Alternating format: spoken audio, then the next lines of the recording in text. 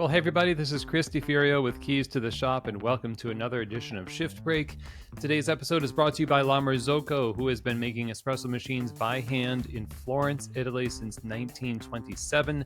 Almost 100 years of beauty, dependability, innovation, all in service to their customers, coffee shops who need the heart of their business, the coffee bar, the machine, to be there for them day in and day out. That's why La Marzocco is a household name in so many coffee bars around the world. I grew up in the industry using their equipment, and I'm so pleased to get to tell you that it's still a company that I think you should look to for your next cafe, for your first cafe. Check it out at lamarzocousa.com. Unmatched in dependability. And you can also email info@lamarzocousa.com to talk to one of their salespeople about getting the right machine for your cafe, whether you're talking about the Leva manual espresso machine, or you're talking about the classic Linea or the Linea PB, or the KB90 with all of the straight in locking portafilter technology and the scales in the drip tray, the auto flush features. There is a machine to suit your needs at La Marzocco. So check them out. Again, huge fan here at Keys to the Shop. I think you are going to be as well if you're not already. So again, check them out over at lamarzocousa.com. And today's episode is brought to you by Rattleware. Rattleware.com is where you should go if you're interested in smallwares that just work. Smallwares are a big part of your business. It is something that if it's not working, it feels like nothing is working. It's like getting a hangnail or something just like as small as a little pitcher is, or the knockbox, in size. The importance for your cafe cannot be overstated. So that's what drives Rattleware to be behind the scenes, helping you be front and center, promoting coffee, your culture, your experience, and they're there to help you do that at rattleware.com. So check them out. And if you're in the market for smallwares to outfit your cafe, Rattleware should be the place that you go first to look for the best. All right, everybody. So today we are going to be talking about this news. And, we don't really ever talk about the news that much here on the show. I never really wanted Keys to the Shop to be one of these just following headlines and things like that, unless it's really called for. Of course, we responded to and put out episodes regarding the pandemic when that was happening. And there's other things that we've brought in based on championships and in large news that actually has a bearing on the reality of your day-to-day life as a coffee shop operator and professional. And this headline actually is something that is of note. It's significant enough that I think we need to talk about it, which is Starbucks is not charging for plant-based beverages. They have decided to do this, and the behind the scenes of this is that non-milk drinkers were feeling unfairly treated because they had to pay extra for getting a plant-based beverage in Starbucks. And so they said this is unfair, it's discriminatory, and all these things, right?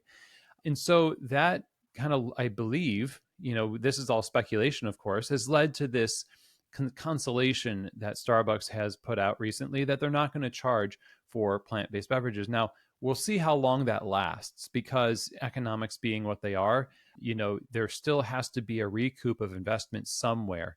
And the answer to this for a lot of people is passing along the cost to the milk drinkers. Now, I don't know what Starbucks has done on the back end. A lot of people are speculating that it's probably to do with getting a really good deal on their plant-based beverages, better than they have before, that has enabled them to do this without losing their shirts in the process. We all know that, and I'm not saying this about Starbucks, but mainly about independent coffee shops, and most of you out there that are going to represent the statement here, we have pretty thin margins when it comes to what we sell. We don't really make a whole lot of profit when it comes to coffee shops. That whole illusion of the owner is just making bank and rolling in small bills or big bills in their bed. I don't know what these images come from, but anybody who owns a coffee shop more or less will tell you this is just not true, and we have to fight for every nickel and dime that's made in the cafe. And so it's more than likely they're trying to do this to appease a group of people as a result of being taken to task as being, eh, well, there's no other word for it except they've been is accused of being, you know, immoral in a sense. And to me, I think this is an amoral issue. It's not a targeted thing. Nobody is being unfairly treated. It is simply a matter of basic economics that when you spend more or less, in a very practical way, you have to charge more if you want to make money on what you sell. Anybody who wants to continue to operate their business has to do this. Starbucks is no different in that sense than an independent coffee shop. And so you have to imagine they're not just abandoning the idea that they want to make money simply to say, okay, you win. There's something else going on here. Now, why I'm talking about it on the show is because there is a tendency for coffee operators in the world, I think, to look to the big operators as the guide for what they should do and shouldn't do. And they get very fearful and they very, very reactive towards these things. So when Starbucks puts out a drink, they are like, maybe we should do that because everybody's going to want it. And we can't disappoint people, because if we disappoint even one person, we're going to just lose our business. And so there's this kind of fear that we have of, if we don't do what the big people are doing, then the people who come to our shops who obviously the assumption is they want what the big shops are doing, they're going to never come back to our places. Now, there's one scenario where that might be right, and that's where you're just trying to be a mini Starbucks. And in that case, you may be right, because you're signaling all of the characteristics of a thing. You're mimicking a thing, and therefore the signaling is telling people that they should expect the same thing they get somewhere else. But if you're an independent operator who has, with intention and authenticity, created an experience that is unique, you don't really need to worry as much about that. For the large part of the industry, that the fears of being criticized to the degree that you're going to lose your business by people who don't see the big box store menu items on your menu board, it's unfounded. And so what's annoying to me about this is the amount of hand wringing that's happening, because in the grand scheme of things, if you stand your ground and say, whether it's a blended beverage or putting olive oil in your coffee, and without knowing the backstory of another company's decisions, and when we blindly adopt those decisions as our own, then we get in trouble. Because, like I said, they are going to do this because they predict that the economic impact of it is not going to be that bad. Now, they could be wrong, and the economic impact could be worse. And like I said, we'll see how long it lasts. But the whole idea I want to address first in this is, let's not go ahead and just jump on the bandwagon just because a large box, operator is doing it. What makes sense for your business? I don't want to make this too long. I don't want to make this something that you need to spend extra time on for a shift break. So we'll keep it brief here. But the idea of whether or not you should upcharge for plant-based beverages is entirely your decision, based on what you want to incentivize or not incentivize, and what you feel is fair. And that's it. It is not a moral issue. You should not accept the guilt that some people in the industry want you to take on by saying you are unfairly discriminating against people with allergies or restricted diets. And this is coming from somebody who has a very restricted diet by choice, but also because there's other things that I eat that I am allergic to, or I am, going to have a negative reaction to.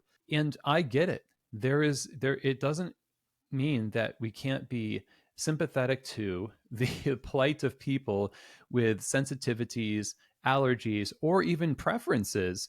But the majority of people who have those things have already accepted the fact that A, coffee is a luxury, not a necessity. B, are thankful to have options at all for things. And C, expect to pay a little bit more. And D, They don't, D for don't, want to see you go out of business because they're there to support you as a cafe. Most people want to support you. And don't make a big deal about paying a little bit more for something that actually costs you more money. That's what you have to contend with. It costs a lot more to purchase ounce per ounce oat milk, almond milk, soy, hemp, sesame, all that stuff. It takes up space in your inventory and it takes up cash that you don't have now to spend. You're already making room on your shelf to provide an option for people. You are, simply by providing that option, showing generosity. That's why you should not accept the guilt that people are saying that is somehow immoral. Now, is not I'm not trying to say if you say, I am going to simply price my menu in a way that everything is just the price it is. That is your decision to make. And if you want to pass the cost along to all the customers in a even spread, lattes are always going to be this kind of median price, whether it's oat or whatever, and you pass the cost down to another item. I totally respect the idea that you would want to not upcharge just to make it simple. Pricing often is an art. And if I want to play devil's advocate against my own bias here, I would say, yes, I get that. It is an art. And people don't pay enough for coffee as it is. So it could actually be a good option to do this. But midstream, I don't know. If you're starting a coffee shop off in just the first day one, and you've built this into your systems, that might be a good thing. But you might be up against a bit of a battle to just change it across the board. But again, that's your decision. And if you feel that that's the way you want to distribute the cost and incentivize people to simply have freedom of choice without worrying about the upcharge, that is the stance that you've taken. What I'm trying to say here is that whether you upcharge for plant-based beverages or you distribute the cost across the cafe to all the beverages and even to some of the food items, one, you should do the math to make sure that works.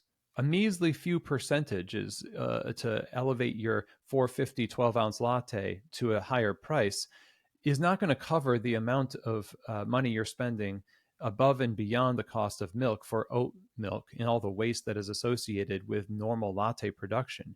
You're going to have to jump your prices up a little bit higher if you really want a one-for-one comparison. So you got to do the math to make sure that you're actually coming out making the kind of margins that you need to make so you can continue to do business and maybe, continue to give your baristas raises and invest and reinvest in the business. Do that math, right? And the second thing is, it's your decision, and you should not be bullied into a position of having to do something out of guilt that is done primarily out of an amoral pragmatism of actually wanting to make your business thrive so that you can continue to serve.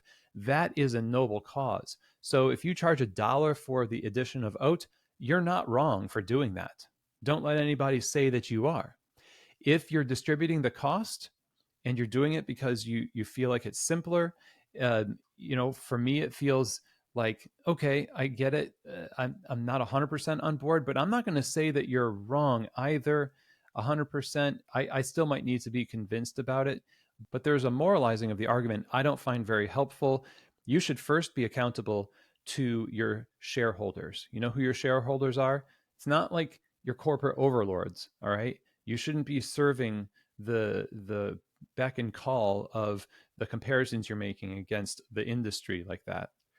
You are responsible to serve your family, your staff, your community, and just emanate those circles from the inside out as you go.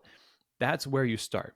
So, in this whole idea of whether you should charge more for oat milk and alternative milks, sure, yes. I usually advise people do that. It's fine. And you should be happy to do it. It's okay. And if you decide to charge a little bit more for your lattes and just eat the cost of having that plant-based beverage, but make your margins elsewhere. And, actually, like we do in a lot of ways, we have loss leaders on the menu. That's why pricing is an art. we get them in with something we don't make a big margin on so that we can have them purchase something of a higher margin. I can see the argument there. But hopefully this all makes sense to you, because it can be a little confusing. Don't let yourself be bullied into a position. Wherever you land on this, be confident that you have everyone's best interest in mind, and don't make this a moral issue. Make it a business issue and serve your people well. Be people first in your decisions, no matter which side of this you land on. And don't let Starbucks tell you what to do. Do what's right for your business with good business sense, and then more likely than not, it's going to work out. And that's all we have for you today. So thanks very much for joining me. I hope that this was helpful, and a bit of a rant today on shift break, but yeah, sometimes that's the way we do it. And yeah, you know what? I'm still, open to learning more about these things myself. Okay.